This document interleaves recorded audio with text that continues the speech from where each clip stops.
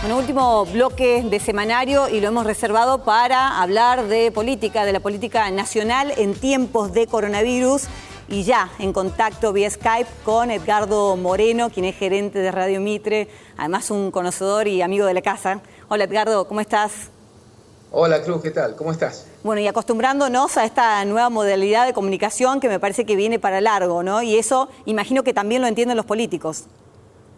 Sí, la política está a distancia, por un lado. Hemos visto que los principales líderes del mundo y también los referentes territoriales y líderes políticos de la Argentina se están comunicando por esta misma vía, a través de pantallas, a distancia, por teletrabajo. La realidad esta trágica del coronavirus lo ha forzado así. Y el punto que convendría analizar es si es que esta situación de la política a distancia o de la política en cuarentena, sí, donde los políticos parecen haber asumido un atenuamiento de las voces altisonantes de diferencia que había para unirse más en un discurso un poquitito más mancomunado. Si esa política en cuarentena, ¿qué características tiene? Porque yo lo que veo, Cruz, es que en principio hay un desplazamiento dentro del escenario de los protagonismos. En el caso de la Argentina, ha tomado un protagonismo fortísimo el presidente de la Nación, Alberto Fernández. Creo, en realidad, que por primera vez desde que asumió el gobierno, tomó la totalidad de las facultades que la Constitución le asigna y un liderazgo que la sociedad también le reclamaba, despegándose del de Cristina y también del resto del escenario político.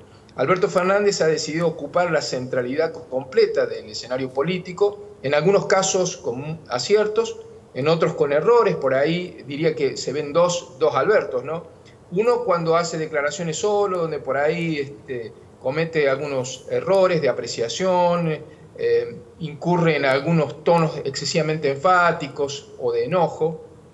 Pero otro, Alberto Fernández, generalmente cuando se rodea de los líderes territoriales o de los referentes de la oposición, donde toma medidas que tienen consenso generalizado. Y hasta en ese sentido... Sí, decime.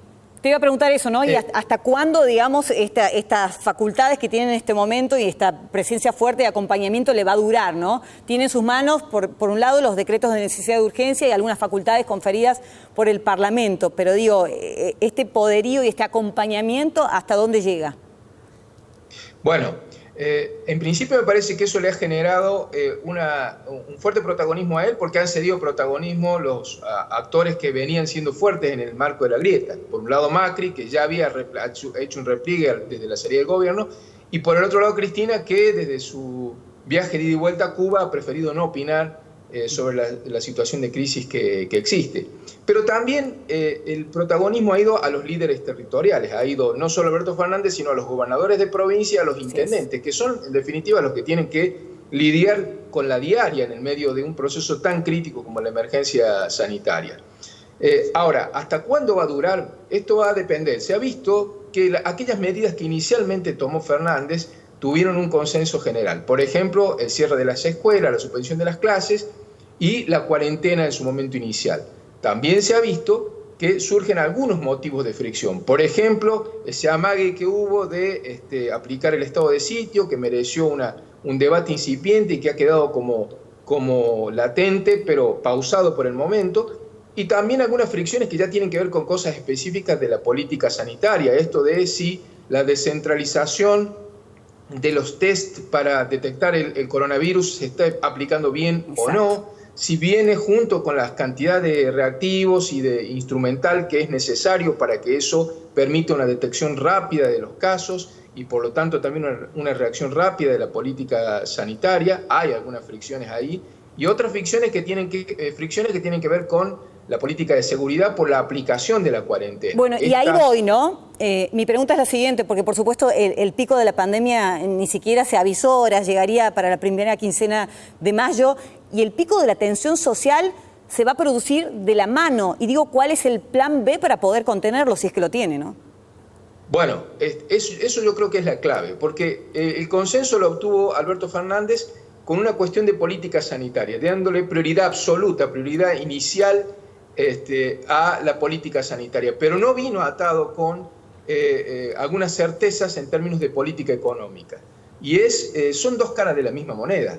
Es decir, es imposible hablar del control de la pandemia del coronavirus sin al mismo tiempo no estar poniendo la mirada en qué se hace con el derrumbe de la economía que se provoca por la cuarentena, que nadie la pone en discusión. Está bien que la haya resuelto el gobierno. El tema es que no es una cosa o la otra. El gobierno está obligado a resolver las dos y en paralelo. Es un desafío dificilísimo que tiene no solo el gobierno de Fernández, sino todos los gobiernos de los países del mundo, porque en definitiva la epidemia es global, la solución tiene que ser global y en todos lados se está planteando el mismo problema. Por un lado el desafío del control de la pandemia y por el otro lado qué se hace con la economía que viene en caída libre y que justamente las medidas como la cuarentena que se hacen para evitar la expansión o el contagio exponencial que tiene esta enfermedad, es al mismo tiempo aquello que genera condiciones de fragilidad social, de pobreza, de desempleo,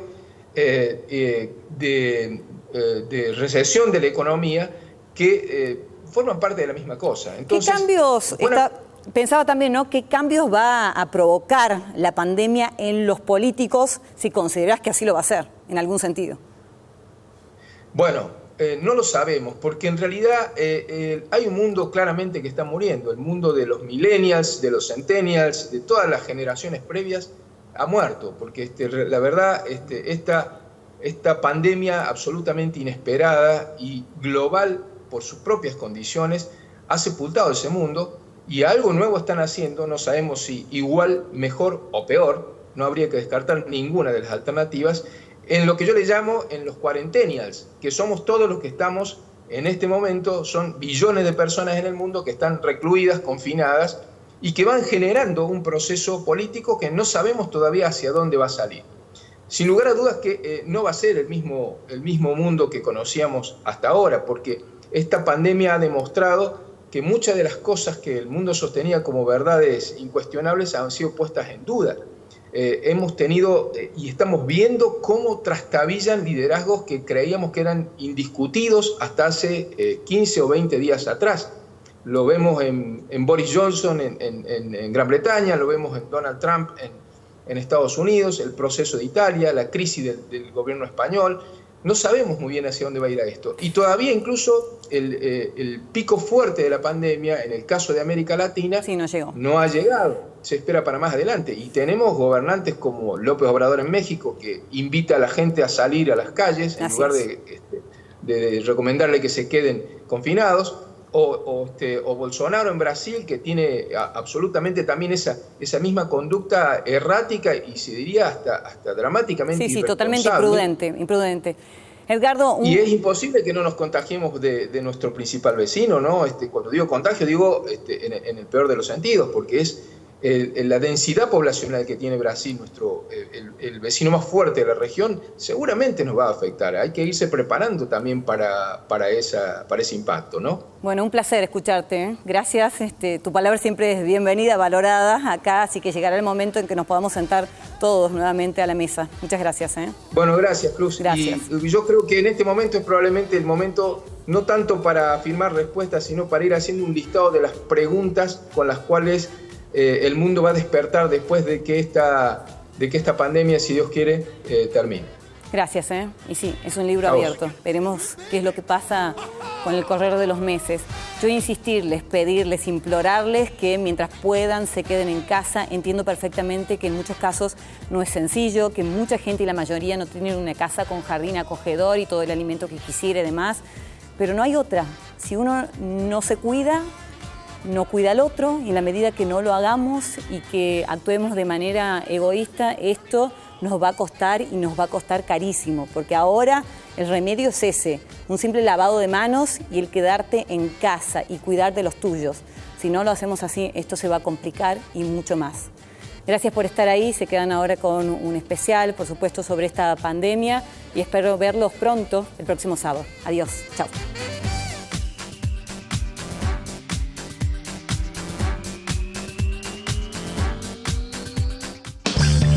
¿Querés beneficios y canjear tus puntos por increíbles premios? Asociate sin cargo a Club Personal.